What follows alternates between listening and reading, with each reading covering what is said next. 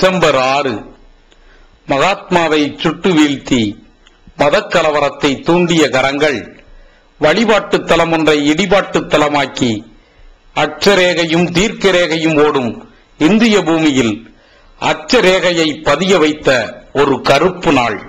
குடும்ப அட்டை கிடைக்காமல் குமுறுகின்ற இன்றைய ராமரும் பாபரும் போல் இதிகாச ராமருக்கும் வரலாற்று பாபருக்கும் இதுவரைக்கும் தீரவில்லை பிரச்சனை. நிர்வாணம் மறைக்க ஆடைகள் தேடும் இந்திய தேசத்தில் தேச ஒற்றுமையை நிர்வாணமாக்கியது காவி உடைகள். ரத யாத்திரை சக்கரங்கள் ரத்தம் சுவைத்தன. ரத யாத்திரையாய் துவங்கி ரகசிய யாத்திரையாய் தொடர்ந்து ரத்த யாத்திரையாய் முடிந்தது. காவி உடை, கரசேவை, ரத யாத்திரை தேர்தல் தேசத்தின் புதிய ஆயுதங்களானது. பொய்மை முலாம் பூசிய பொன்னிய சின்னங்கள். இடிக்கப்பட்ட பாபரின் மசூதியில் நொறுங்கி விழுந்தவை மனித நேயமும் மானுட சகோதரமும். இடித்து மகிழ்ந்த இந்திய தாமரைகள் வெளிநாடு சென்றதும் வெட்கிச் சுருங்கின. பாரதி பாடிய தேச ஒற்றுமை உமா பாரதிகளால் ஊமையானது. பெரும்பான்மையினரின் கதாநாயகன் ராமர் பிறந்த பூமியில் ராமருக்கு ஆலயம் கட்டிட சிறுபான்மையினர் எதிர்ப்பு தெரிவிப்பதா என இந்துத்துவாக்கள் ஒருபுறம், சிறுபான்மையோ பெரும்பான்மையோ இந்தியா என்னும் மதச்சார்பற்ற நாட்டில் மசூதியை இடித்துவிட்டுத்தான் கோவில் கட்டுவோம் என்பதா என முஸ்லிம்கள் மறுபுறம். ஜென்மபூமி பிரச்சனை ஜென்மத்திற்கும் தீராதா என்று அமைதியை விரும்பும் மக்கள் மறுபுறம். இந்த சூழ்நிலையில் பாபர் மசூதி பிரச்சனைக்கு நிரந்தர தீர்வுதான் என்ன? பாபர் மசூதி இடித்தது தர்மமா அதர்மமா, சரியா தவறா? எங்களுக்கு சாமி தான் தேவை, வேணா இடிச்சு எங்களை இடிச்சு தப்புன்னு சொல்றதுக்கு வாய்ப்பே இல்லை.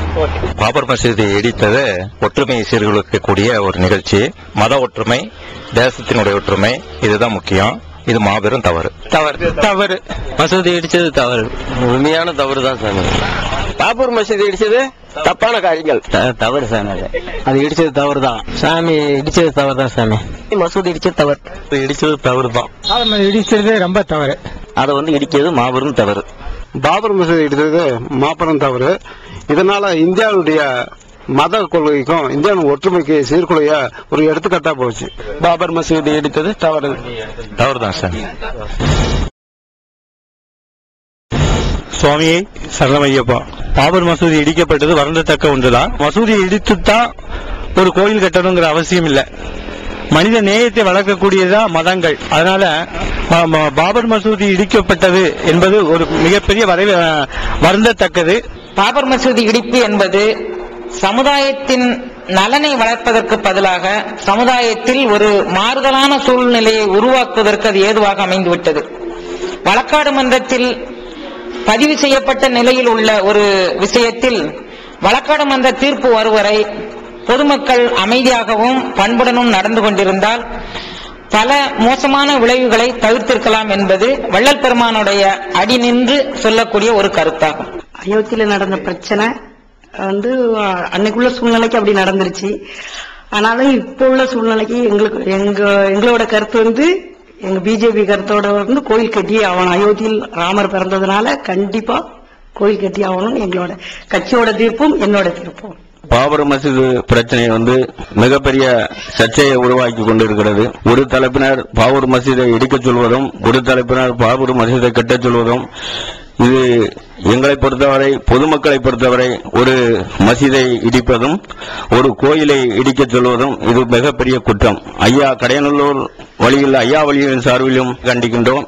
இப்போ டிசம்பர் 6 இந்த பிரச்சனையை தூக்கிட்டு இருக்குது தமிழ்நாட்டில் உள்ள முஸ்லீம் அமைப்புகள் மட்டுமே. மற்றபடி இந்தியாவில் வேற எந்த பகுதியிலையும் எந்த அமைப்பும் இது விஷயமா போர்க்குடி தூக்கவே இல்லை, எந்த பிரச்சனையும் எடுக்கவே இல்லை. எல்லா இடங்களையும் அமைதியாத்தான் இருக்கு. டிசம்பர் 6 பத்தி பிரச்சனை பண்ணது முஸ்லீம் அமைப்புகள் தமிழ்நாட்டில் மட்டும்தான். நிரந்தர தீர்வு அப்படிங்கும் பொழுது பைசாபாத் மாவட்டத்தில் அந்த அயோத்தி இருக்கக்கூடிய பகுதியில் மட்டும் அந்த மக்கள் பேசி தீர்த்தாலே போதும், இந்த பிரச்சனைக்கு நிரந்தர தீர்வு காண முடியும். ஓம் சக்தி.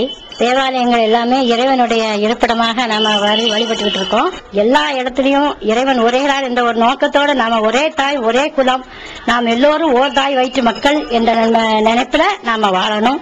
அதான் நமக்கும் நம்ம நாட்டுக்கும் நம்ம குழந்தைகளுக்கும் வருங்கால சந்ததியருக்கும் நன்மை. அயோத்தி என்பது ராமர் என்பது இந்த நாட்டினுடைய அனைத்து மக்களும் போற்றப்படக்கூடிய ஒரு மனிதர். அவர் தெய்வமா இருந்து இந்த நாட்டுக்கு வந்து மனிதனா வாழ்ந்து காட்டிருக்காரு. அதனால இந்த அயோத்தி விஷயத்தை அனைத்து மக்களும் இந்த ராமஜென்மபூமி விஷயத்துல விட்டு கொடுத்து என்னுடைய முடிவு. ஜெய் சாய்ராம். அன்பு ஒண்ணுதான் முக்கியம். இதுல கோயிலை இடிக்கதோ அல்லது பள்ளிவாசலை இடிக்கதோ சர்ச்சை இடிக்கதோ இதெல்லாம் ஒரு விஞ்ஞான வளர்ச்சி இல்லாத ஒரு சிலரோட நம்பிக்கை. அயோத்தியில ராமர் கோயிலும் கட்டலாம், பாபர் மசூதியும் கட்டலாம். பாபர் மசூதி இடிப்புக்கு ஒரு தீர்வு, முக்கியமான ஒரு நிரந்தரமான தீர்வு காணணும்னா அதுல ஒரு மசூதை கட்டினா தான் இந்த பிரச்சனை தீரக்கூடிய நிலை ஏற்படும். இல்லைன்னா வருஷந்தோறும் இதே பிரச்சனை தான், இதுதான். ஏற்கனவே மசூதி இருந்த இடம் பரிகாரமாக நிவர்த்தியாக அதே ஒரு மசூதை கட்டி கொடுத்துட்டா ஒரு காலம் இந்த பிரச்சனைகளுக்கு முடிவு போடும், பிரச்சனைகள் தீர்ந்தும் போகும். என்னை பொறுத்த வரைக்கும் பாபர் மசூதி இடிச்சது அவ்வளவு ஒரு சரியான காரியமா எனக்கு படல. ஏன்னு கேட்டா ஹிந்துஸோ முஸ்லீம்ஸோ ரெண்டு பேரும் நம்ம சண்டை போட்டு இருக்கல, நம்ம அண்ணன் தம்பி மாதிரி தான் இந்த நாட்டுல பழகிட்டு இருக்கோம். அதனால இது மாதிரி பண்றது என்னை பொறுத்த வரைக்கும் பெரிய அபத்தமான காரியம். அதனால இனிமேலான இதை தடுக்கணும்.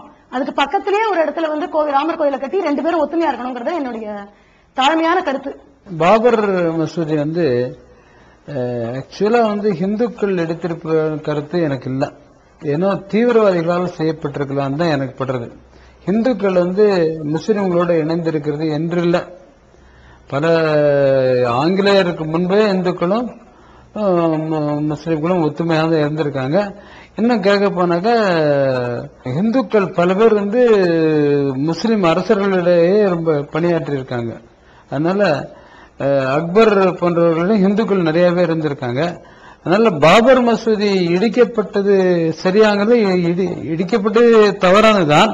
ஆனா செய்தது ஒரு ஹிந்துவாக இருக்க முடியாது, யாரோ தீவிரவாதி அதை செய்து பழியை இந்துக்கள் மேல் போட்டிருக்கிற மாதிரி எனக்கு படுகிறது.